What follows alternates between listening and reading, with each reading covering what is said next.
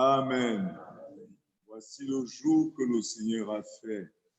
Alléluia. C'est une grâce, c'est un privilège d'être compté parmi les vivants. Vous savez, hier, plusieurs se sont couchés et ne se relèveront plus jamais. D'autres, on les a conduits d'urgence à l'hôpital. D'autres ont été victimes d'accidents pendant cette nuit. D'autres ont été victimes des cambriolages et tellement de mauvaises choses. Mais à toi et à moi, ça n'a pas été le cas. Amen. Dieu nous a fait grâce. C'est la raison pour laquelle il faut le louer, il faut le bénir, il faut l'adorer. Amen. Surtout qu'il travaille, il a tellement travaillé dans nos vies tout au long de ce programme. Si vous avez constaté, le programme passé, nous avons tellement prié pour chasser les mauvais esprits dans le vie des gens et ils s'en sont allés et nous n'avons pas eu souffert pendant ce programme parce que Dieu avait accompli une œuvre merveilleuse. C'est un encouragement puissant pour nous. Alléluia. C'est une preuve que le Seigneur est avec nous et qui nous conduit quelque part. C'est l'avant-dernier message de cette retraite de ce mois de juillet. Et nous voulons partager, n'est-ce pas, dans le livre de Matthieu, au chapitre 2. Au chapitre 2, nous voulons voir deux ou trois choses là-bas ce matin et nous conduirons à déclarer la parole de Dieu sur ta vie. Dans ce livre de Matthieu, le sous-thème, on parle de l'enfance de Jésus-Christ, les mages à Bethléem, on parle d'Hérode, les grands acteurs de cette histoire. Ce matin déjà, j'ai montré aux autres pasteurs la photo d'une jeune fille. Cette jeune fille, c'est sur Facebook que je l'ai rencontrée.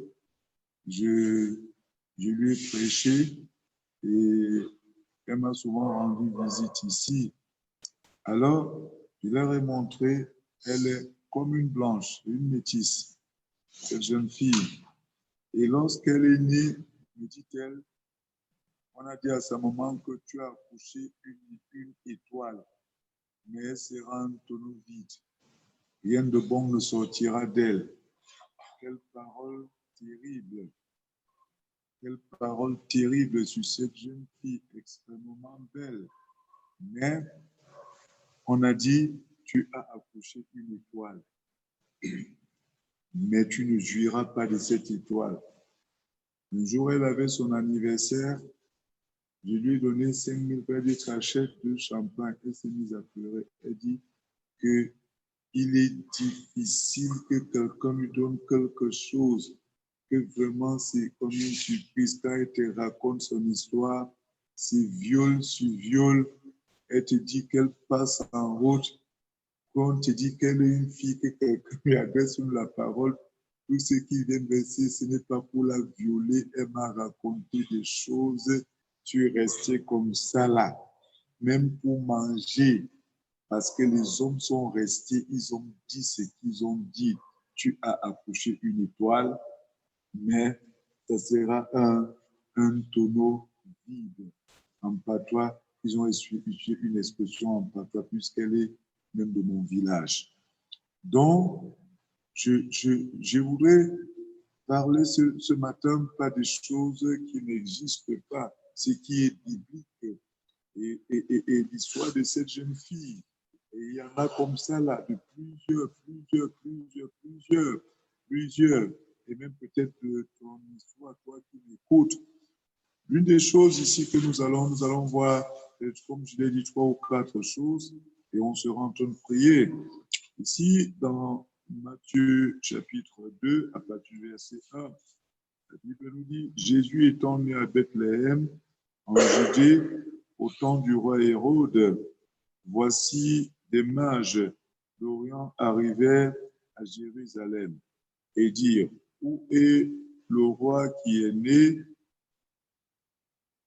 ou le roi des Juifs qui vient de naître, car nous avons vu son étoile et nous sommes venus pour l'adorer. Et j'ai tellement médité sur ces déclarations. Où est le roi qui est né? Et vous comprendrez la suite de cette histoire. On dit qu'il est né dans la maison du pain. Il est né à Bethléem, la maison d'abondance. Et il ne devait pas souffrir. Et là, après sa naissance, quelque chose va se passer. Il naît sous le règne de quelqu'un d'Hérode. Hérode le méchant. Hérode, n'est-ce pas, qui n'est pas différent de Pharaon, qui n'est pas différent du méchant Aman, qui n'est pas différent de Sambala, qui n'est pas différent de Tobija, qui n'est pas différent de bien d'autres que nous avons cités ici pendant que nous parlions de l'homme riche et autres. Alors la Bible nous dit que quand il est moi, ce qui me marque, c'est que je vois l'implication, n'est-ce pas, des mages, de ces magiciens, impliqués, attentifs, attentionnés à la naissance de cet enfant qui vient de naître, de cette étoile qu'ils ont vue. Ils avaient l'habitude de regarder, n'est-ce pas, les étoiles des enfants qui naissaient.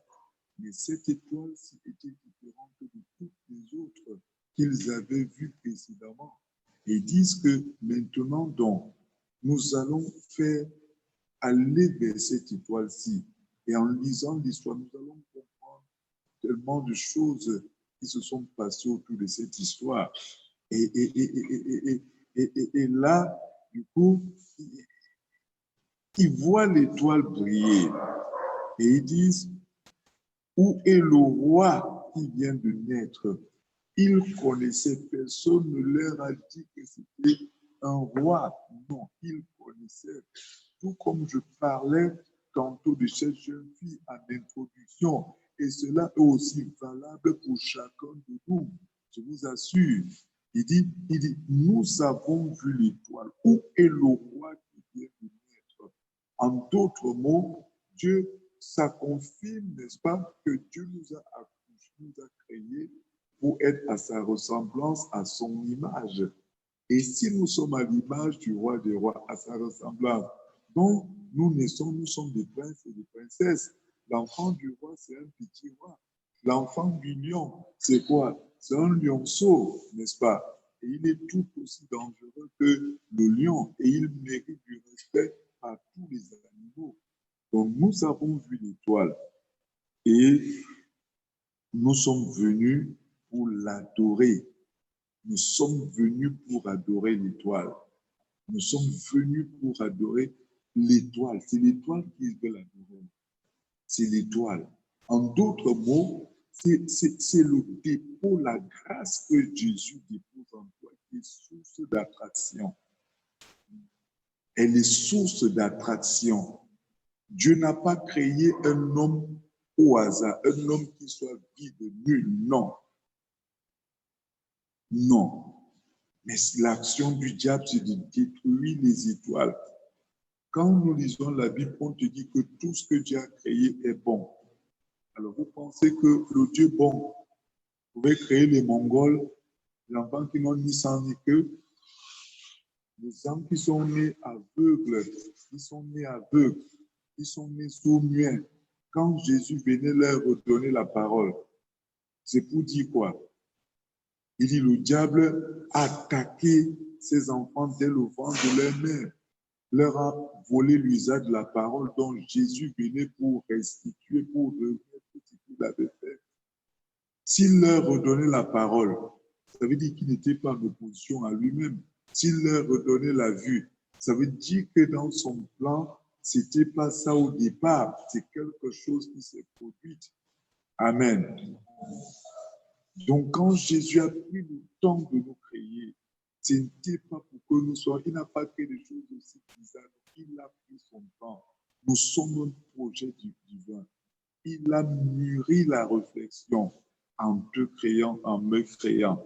Et la Bible dit que le roi Hérode, ayant appris cela, fut troublé. Comment la naissance d'un enfant peut troubler n'est-ce pas, un roi.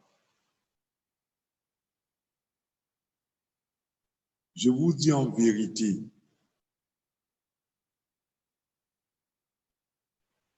nous ne sommes pas n'importe qui. Tu n'es pas n'importe quoi. Tout cet acharnement sur ta vie, depuis ton enfance, c'est on dit, ah, moi je suis né maladif, j'ai passé mon enfance maladif.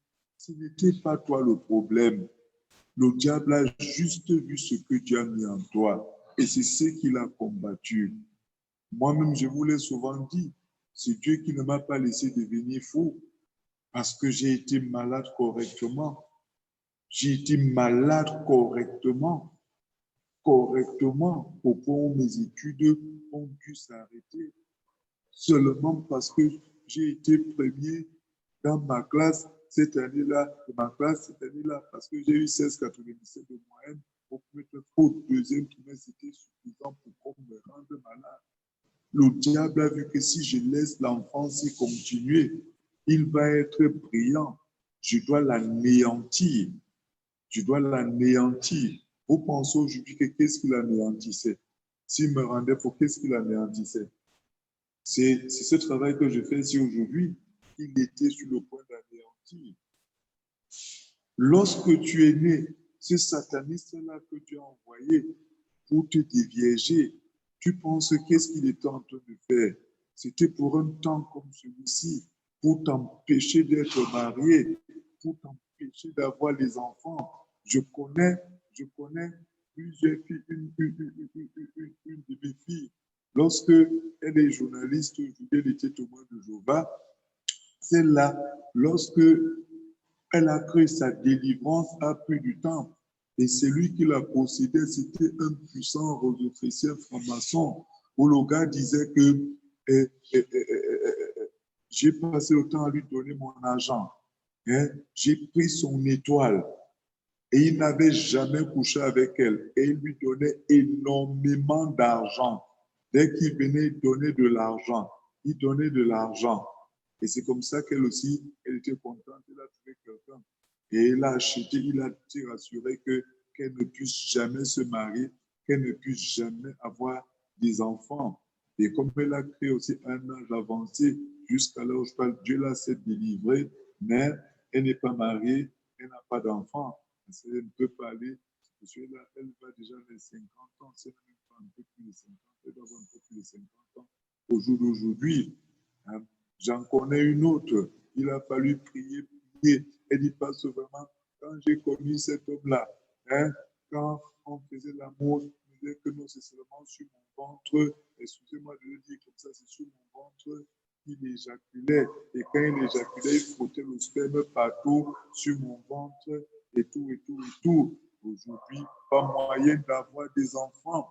En venant, il n'est pas venu parce que pour rien, il a vu qu'est-ce qu'il a attiré vers toi.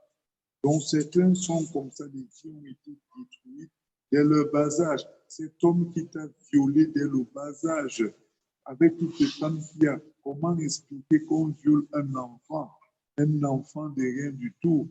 Ce n'est pas ça, c'est ce que le dépôt qu'il y a en cet enfant-là que le diable détruit, que le diable vient pour détruire.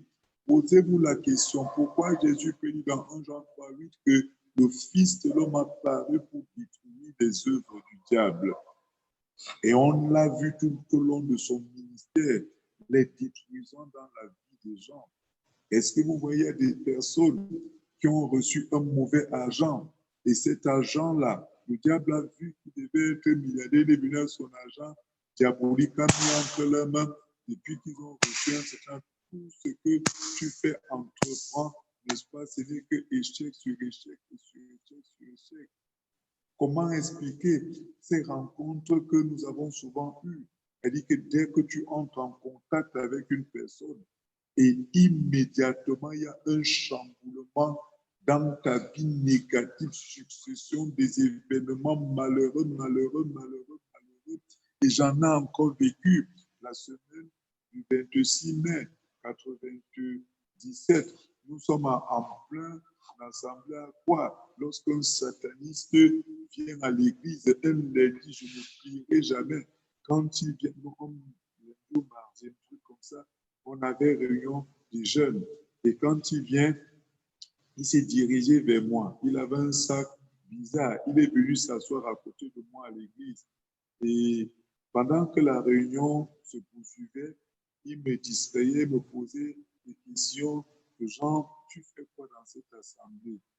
Je dis, hé, je fais quoi comment? C'est ici que moi j'ai cru, j'ai donné ma vie au Seigneur Jésus et je persévère ici. Je vous dis, je vous parle d'une histoire authentique. Je ne peux pas dire une chose et en ajouter. Non. Et il dit, et tu t'appelles comment? Je lui donne mon nom. Il a dit, Charles, et Jésus t'a pris partout. Il y a la croix de Jésus sur toi. Il n'y a rien qu'on peut mettre sur toi. Il y avait, après mon baptême, le t-shirt, il y a eu une croix qui est sortie, le t-shirt que j'arborais quand on m'a filmé après mon baptême. Donc, il y avait une croix. Il me dit, c'est comme si tu étais en train de choses. Il me dit que je te connais. Je te connais. Comme je vous dis là, je te connais. Et je suis resté. J'ai senti qu'il commençait à me dire des choses sur moi avec précision. Il me dit que l'inquanum n'ont pas les yeux pour voir. Regarde, tu dépasses tous les gens-ci. Tu dépasses tous les gens-ci. Si avait les gens pour voir des enfants comme toi sont rares. Et tout et tout. Et c'est ainsi qu'il s'est mis à me dire des choses. J'ai senti que ça, il y a quelque chose. Il me dit de lui donner mon témoignage. On te connaît, je suis venu de l'Ouest pour toi. Et il s'est mis à me parler de moi. Et ce que j'ai vu, je l'ai esquivé. Et le lendemain, il est venu, mais tu vas me dire pourquoi tu es dans cette assemblée. Et c'était comme ça. Quand on est en réunion, il descend. Vous savez, quand le Père évangile là, moi, c'est à l'étage. Quand il descend, il part derrière la voiture, il parle là-bas. Tout le temps, je descends, je peux voiture, pour en train de parler seul. Donc, pour couper court, le gars est venu avec une mission. C'était en mer. Et, et, et nous sommes allés au camp des jeunes. Le camp des jeunes, c'est-à-dire là, à Douala, quelque part. Il est venu, il a vu le pasteur, il a fait semblant d'être intéressé, de vouloir suivre Jésus, et puis il est venu à ce camp de jeunes. Comme je vous raconte là une histoire claire, authentique. Et une nuit, j'ai dormi. J'étais profondément endormi. Je me réveille en sursaut. Je le trouve couché juste à côté de moi. Mais ce jour-ci, je n'ai pas tapé sur ce que tu fais quoi à côté de moi? Il me dit, je suis venu à côté de toi pour que ton Saint-Esprit doit entrer en moi et enlever les mauvais esprits, les mauvaises choses qui sont sur moi. Je vous dis, j'ai été vidé complètement par la grâce de Dieu avant cela. Je ne sais pas, il n'y avait pas d'enseignement, de prédication que Dieu ne me révélait pas avant. C'est-à-dire que je commence à parler jusqu'au verset qu'on va lire. C'était quelque chose de terrible. J'ai été touché. Je suis tombé malade. On a prié pour moi pendant longtemps. Le chemin, j'ai contacté qui connaissait le chemin qui vient de passer. Charles, tu vas me fuir jusqu'où? Un jour, on part dans une assemblée, dans un quartier à Douala, il vient là. Tu vas me fuir jusqu'où? C'est comme ça qu'il finit à me suivre. Je quitte Douala 3 ans plus tard. Je ne sais pas que j'ai dit au pasteur, on l'a chassé de l'église. On l'a chassé de l'église. Et papa m'a c'est fâché. Mais comment un agent du diable vient? Tu traites quoi avec lui? Tu ne viens pas parler. Et regarde, on a prié pour on faisait examen sur examen. C'est-à-dire que le laboratoire, c'est la cantine, j'ai fait des examens souvent, on ne voyait rien. J'étais souvent en train de mourir et tout, et tout, et tout. Ma vie a subi un coup. Et quand je quitte Douala, je viens à Yaoundé. Je vous assure, je suis à l'Assemblée de Nkolmé, ça un dimanche matin. Je viens, je trouve cet homme. A dit qu'il a eu le culte avant tout le monde. Je le trouve, il me salue. Et j'ai commis l'erreur, il répète, tu vas me fuir jusqu'où? l'erreur de ma vie, après l'avoir salué, j'ai senti comme le feu, j'ai brûlé comme ça, là, comme ça. Je dis que pour partir de Connaissant pour Mokolo, je marchais déjà comme ça. Je marchais les pieds écartés. La peau, j'ai dit brûler comme si on m'a versé de l'eau chaude. Je souffrais, j'ai dit Seigneur, Seigneur. Et j'ai dit aux dirigeants que chassez-le, chassez-le. On l'a chassé, je leur ai expliqué le dimanche d'après, on l'a chassé. Après, on déménage, la première semaine, on va là, on a construit. Un dimanche matin, je viens, je le retrouve là. À Bettiga, là où j'habitais, je le vois passer devant ma maison. Comme je vous dis, et on construit dans l'assemblée. Un dimanche matin, je viens, je me salue. Cette frère n'est pas salué. Et je vais prêcher le jour là. Et lorsque je dis aux gens, j'explique aux gens comment faire un petit que c'est là. Et effectivement, quand il s'habille, il avait un truc, comme un truc, un paquet de trucs ici sur la poitrine. Je dis que les frères se sont déchirés. Quand je leur ai expliqué ça, les gens sont déchirés. On l'a mis dehors. C'était la dernière fois où je voyais cet homme-là dans la vie. C'était la dernière fois comme ça. Mais j'ai subi un coup au point où tout ce que je fais aujourd'hui, c'est-à-dire que je me bats, je n'ai plus jamais atteint ce degré de profondeur et d'intimité là avec Dieu. Donc, ce n'est pas juste des histoires. On a vu l'étoile, on est venu pour adorer. Était-ce une adoration? Non, je ne crois pas. Ils ont voulu le plan diabolique en lisant toute l'histoire. Hérode rassemble les gens. Il dit, étudiez au sujet de ça. Que disaient les Écritures de lui? Commencez à étudier et révélez-moi ce que les Écritures disent à son sujet. Je vous assure, on a donné le A1 de Jésus à Hérode. À partir de ces informations, il dit, voilà le plan machiavélique que je vais mettre sur pied. Il faut que cet enfant soit détruit. Il faut que cet enfant soit tué. Voyez comment le diable est méchant. Je suis resté, j'ai dit, Seigneur, ça c'est quelle histoire? Je fréquentais, quelqu'un est venu, il m'a détruit. Et sur le plan sexuel, j'ai 5, 6 ans, lorsqu'une certaine femme, Marguerite, me prend et commence à avoir les rapports sexuels avec moi. C'était régulier. Et je n'avais jamais dit à personne. La première fois que j'ouvre ma bouche, c'est quand ce frère était ancien, n'importe il est, qui aujourd'hui est prophète, a fait des choses qu'on ne doit pas faire. C'est lui qui priait pour ma délivrance et ma freedom pour la première fois. Donc, tu constates que chaque domaine, étape de ta vie, et tout ça pour jeter un esprit d'impudicité poussé, sachant que derrière l'impudicité, il y a la maladie. Derrière, il y a tout ce qu'il y a, il y a tout ce qu'il y a, il y a la mort, il y a tout ce qu'il y a. Eh bien, aimés, nous avons vu ce qui est en Jésus et nous sommes venus avec une mission.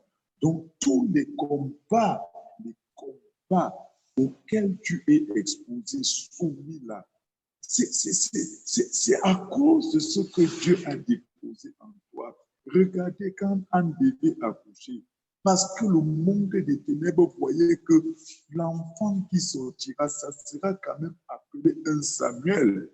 Un Samuel. Donc, pas n'importe qui. Il a fallu qu'on bloque les entrailles. Regardez Élisabeth, il a fallu qu'on bloque ses entrailles pour que Jean-Baptiste ne naisse pas. Hein? Donc, quand vous voyez, vous considérez toutes ces choses, et bien d'autres encore dans la Bible. Donc, si tu ne comprends pas ces choses-là,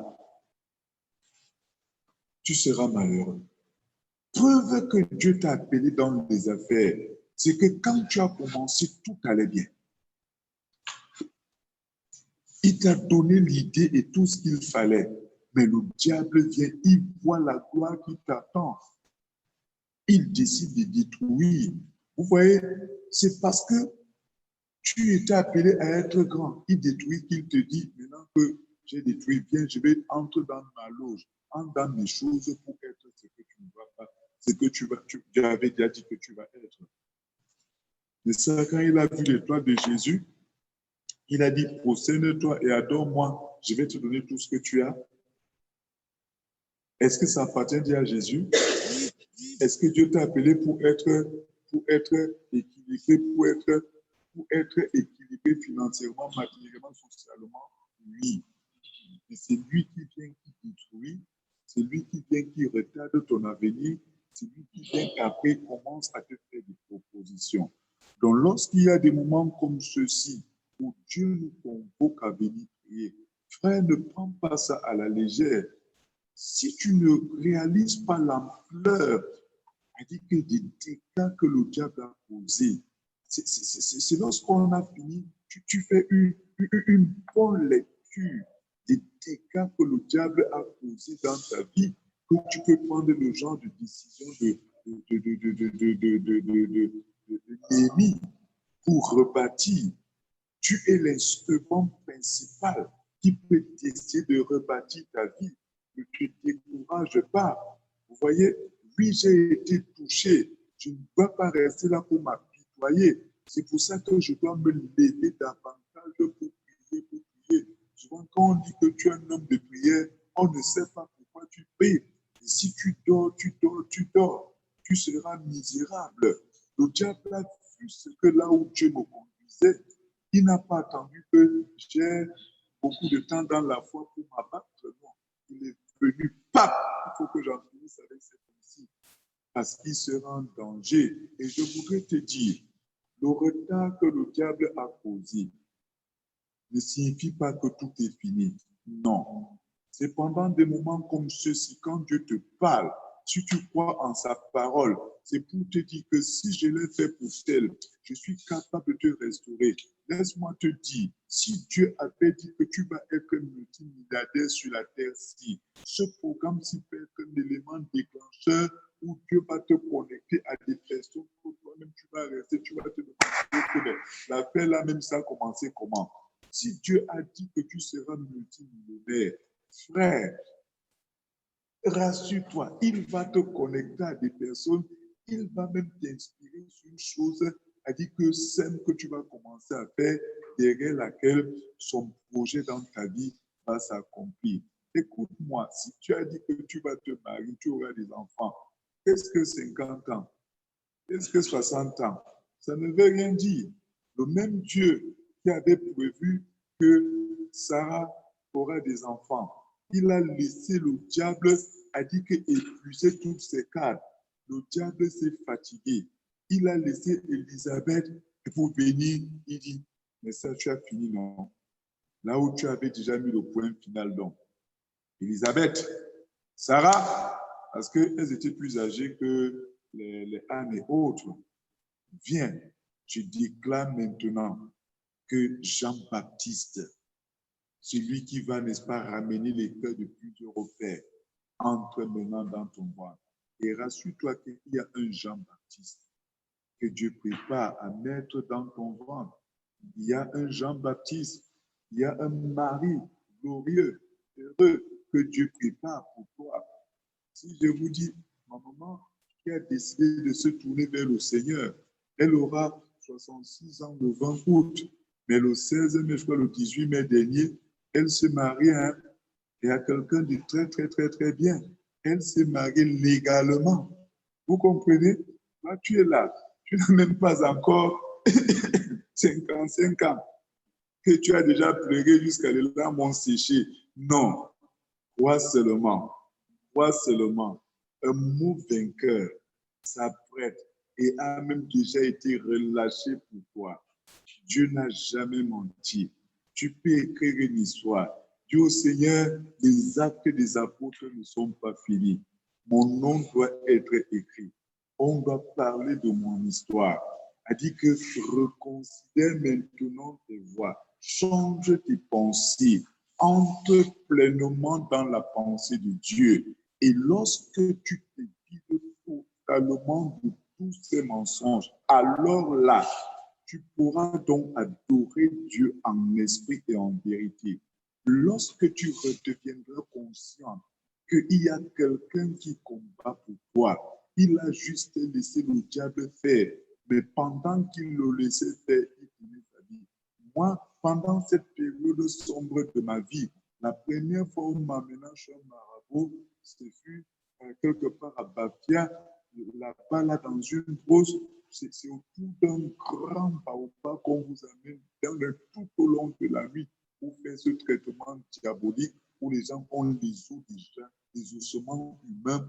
Avant d'y entendre, on prépare là dans la nuit, vous mangez tout dans la nuit, on tue, on égorge un bélier dans la nuit, on le prépare là, vous mangez et ça finit. Tu ne rentres pas. Le seul endroit où quand tu dis que tu as faim, si tu dis je ne suis pas rassasié, mon ami, on va te poser le couteau, tu vas manger, ça ne va pas finir.